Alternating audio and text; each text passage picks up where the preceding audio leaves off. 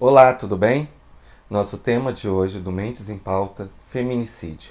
Tudo bom, Bia? Tudo bom, querido? Feminicídio é algo que tem muito sido falado, mas é um tema que a gente já conhece, né? O leigo. Hoje estão denominando, é lógico que esse nome já existia, mas é, a gente conhecia muito como violência para a mulher. Na realidade, teve uma mudança. É claro que violência contra a mulher sempre existiu, Uhum. independente de data, independente de nome, até porque numa sociedade machista, essa violência sempre existiu e sempre foi muito grande, né? Não era contabilizada, eu acho que não tinha essa liberdade que a gente tem hoje de imprensa, também é uma postura diferente das mulheres, de pedirem e exigirem seus direitos. Mas teve uma mudançazinha no Brasil, porque desde 2005, teve uma lei, a Lei 13.104, né, de 2015, que a partir daí a gente teve uma denominação de crime hediondo, o feminicídio. E aí a gente tem que definir o que é feminicídio, né? Que é essa coisa do assassinato de mulheres pelas simples condições de condição de ser mulher, né? Então, assim, mata a mulher por ela ser mulher. Não é por ela ser esposa ou por ela ser uma profissional, é por ela ter a condição de mulher e aí se achar que ela está numa situação inferior ou numa situação de ser posse de alguém em geral.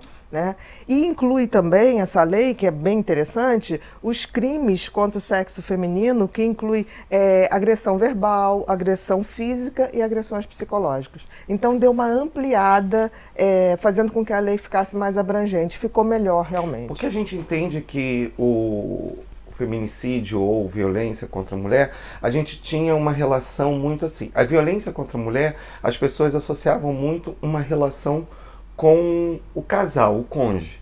Né? Já o feminicídio, ele está vindo de uma forma mais amplitude, de uma amplitude maior, com uma visão maior. É um crime contra a mulher, não é isso? Sim, mas por incrível que pareça, quer dizer, essa condição do cônjuge ou Judicídio. conjugicídio, né, ainda é predominante. Para você ter uma ideia, no Brasil, a cada 1 hora e meia uma mulher é morta por causa violenta. Né?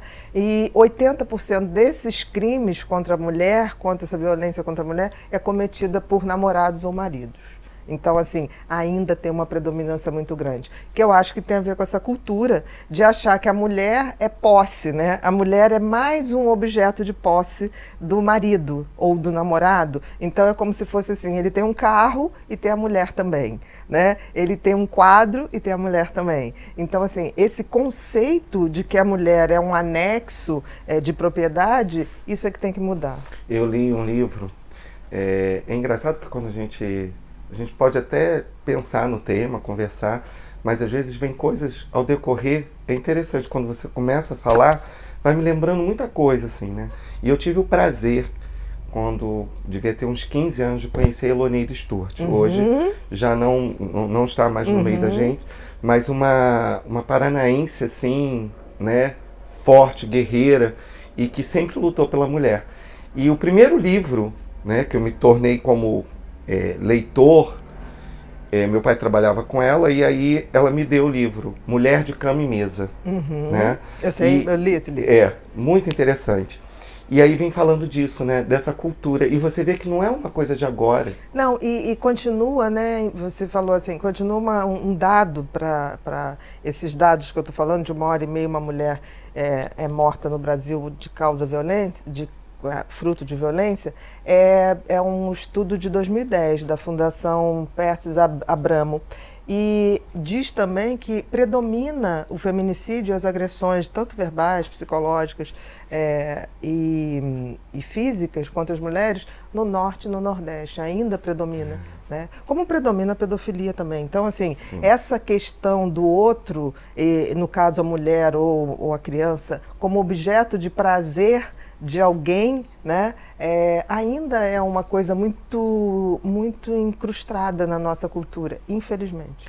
Bia, você sabe que eu tô aqui muitas vezes representando o nosso público, né? Uhum, E me veio algumas perguntas que me mandaram.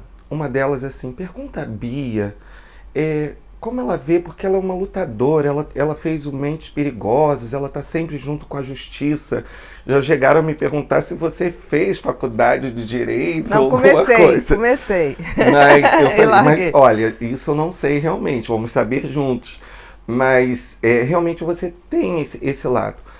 E uma coisa que me incomoda muito, que quando eu fui começar a estudar um pouco desse tema, para o Mentes em Pauta de hoje, é essa questão que a justiça junto com a psiquiatria tem um poder de chegar e anular, né? Eu não vou citar aqui, mas todo mundo sabe do que eu vou estar falando. É o último caso que veio tendo colocado na mídia, onde ele coloca que o sofrimento dele de vê-la se jogar pela janela.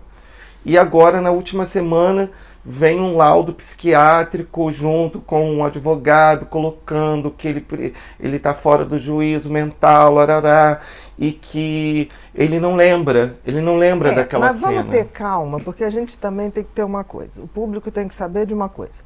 Tudo que é dito por um advogado de defesa é uma hipótese que é levantada pelo advogado, que no nosso país tem a obrigação de defender a vítima não, né? O algoz nesse caso, esse suposto algoz. Então ele cria versões. Né? Agora, se isso vai colar, é outra coisa. Se isso na justiça vai andar dessa maneira, é outra coisa. O que eu tenho visto é que nos últimos anos, a justiça como um todo está muito mais consciente dessa questão, principalmente da psicopatia. Né? Dessa questão de homens, principalmente em relação ao feminicídio, que realmente tratam suas esposas como um anexo e fazem dela o que quiser, até matar, como se isso desse a eles o direito, uma vez que eles têm a propriedade da mulher. Então, tudo que advogado de defesa fala é que nem todos os políticos envolvidos na Lava Jato, todos dão a versão, tipo assim, fulano foi consultado pela equipe de reportagem de determinado jornal, e diz assim, nega todo o envolvimento, diz que nunca conheceu fulano, nunca esteve com ciclano, e tem fotos e milhares de provas, nunca esteve lá. Então isso é natural que ocorra, mas a gente tem que ter uma noção que o que é dito pela defesa de uma determinada pessoa é para favorecer aquela pessoa, mesmo que seja absurdo. Né? E no Brasil tem uma coisa que a Constituição fala que nenhum indivíduo pode produzir prova contra si. E isso claramente dá o direito a qualquer pessoa mentir para se defender. Nos Estados Unidos, não. Se você mente, a sua pena é agravada. No Brasil, não. Então, enquanto está rodando as investigações, a pessoa que está sendo acusada tem todo o direito de criar 10 versões e ver qual que vai pegar melhor para a sua defesa. É como se criasse vários finais para uma novela. E aí a gente vê o que colou mais, o que não colou. Mas a justiça hoje já não está assim. Né? Então vamos ter um pouquinho de calma e o público tem que ter essa noção. Cuidado com o que é dito pelos advogados de defesa das pessoas, porque ele não tem nenhum compromisso com a verdade, ele tem compromisso em defender aquela pessoa, mesmo criando coisas absurdas. A Bia já esteve envolvida com alguns casos, e aí me perguntaram assim, ela não pode se envolver nesse último caso agora para mostrar que esse homem é um psicopata? Não, não é assim, olha e só. E aí é isso que eu queria entender, não é assim. As pessoas têm que entender. Primeiro que eu não sou, eu até fiz curso de perícia, eu quando estava no 4º ano da faculdade, eu fiz vestibular para Direito, para acompanhar um amigo, passei, comecei, mas não dá para ser médico, meio médico e alguma coisa de advogado. Mas meio gosto. Médico você nunca foi. Não, mas é por isso que eu estou dizendo, tem que ser inteiro naquilo que a gente faz. Eu gosto, depois fiz um curso de perícia para a gente analisar essa coisa do comportamento, depois escrevi o Mentes Perigosas, então é claro que eventualmente eu participo, muito pouco, porque assim, eu gosto do que eu faço, eu gosto da minha profissão, gosto de palestrar. E demanda tempo e também, demanda né? muito tempo. Então isso é uma coisa que, mas eventualmente eu faço, mas por achar que é um pedido de de um amigo promotor, que realmente eu acho que vai fazer uma diferença se eu estiver ali, né? Deixo mais por conta disso, no sentido assim, quando alguém me liga e fala, Bia, dá para dar uma força aqui? Não tem menor problema. Mas não é o que eu faço profissionalmente, mas gosto de fazer também. Mas a gente tem que entender que isso a gente faz quando é solicitado, não é a minha profissão, não sou uma perita judicial de formação. Então, assim, tenho autoridade para fazer. E quando você entra nesse assunto, você entra mais assim para mostrar realmente se aquilo ali tem um valor psiquiátrico mesmo, se é uma... Não, você faz a avaliação comportamental, que na realidade devia ter em todos, pelo menos dentro do direito criminal, era esperado que você teria isso, inclusive um exame criminológico, que seria para avaliação de você dar o indulto de Natal, ou o indulto de Dia dos Pais. Você teria que ter esse exame para ver se aquela pessoa pode realmente ter esses benefícios da lei. O que acaba não acontecendo e o que acaba a gente botando muitas pessoas na rua que vão... O estuprador, por exemplo, você bota na rua e ele vai estuprar de novo. E dentro dessa questão do feminicídio, eu queria destacar uma coisa antes da gente fechar, é que não só o feminicídio está aumentando, não sei se está aumentando, eu acho que a gente está com foco mais e está tendo espaço para falar, mas o estupro, né? O estupro, ano passado, ele teve 63, algo assim, na faixa de 60 mil. Que a gente acaba fechando muito nessa coisa só da violência. Não, mas ali. O estupro já é uma sim, violência. Mas é uma violência que está na rua, né? Você está andando pela rua. Exatamente. Não chega à morte, né? Porque assim, tudo que leva à morte de uma maneira mais violenta chama mais atenção, mas...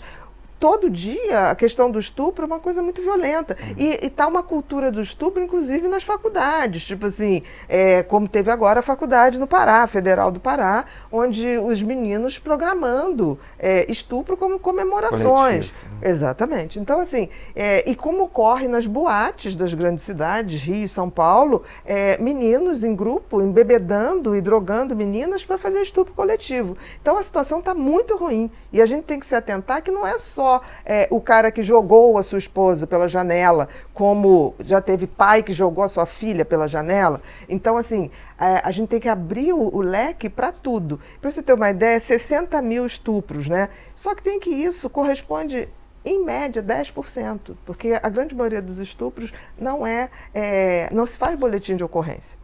Por N motivos culturais, você que já trabalhou com violência contra a criança sabe disso. Então, o que acontece? Se a gente botar que isso é 10%, é 600 mil por ano. É muita coisa.